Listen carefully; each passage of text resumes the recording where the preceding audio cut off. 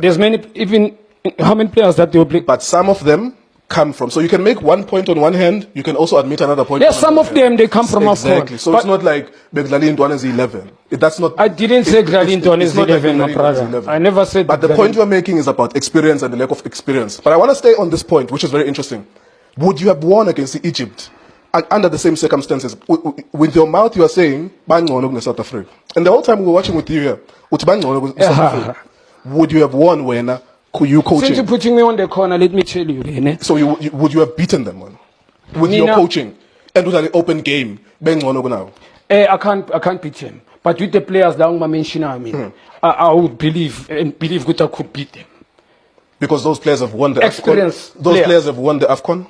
Or they've won the Champions League? They won the AFCON because that's my belief. If those players they were there, I believe, that's my opinion, something those players are going to give me.